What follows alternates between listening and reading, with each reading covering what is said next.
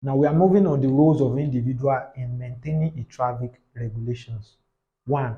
Reading highway code frequently.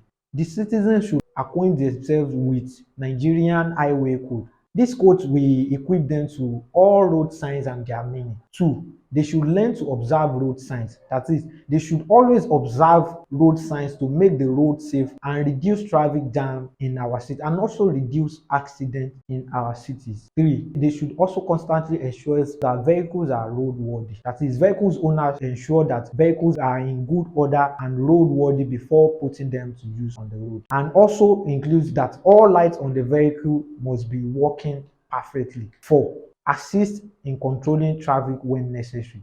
Individuals should volunteer to control traffic when the need arises, and as well as join special marshals of the Federal Road Safety Corps to be trained in traffic control. 5.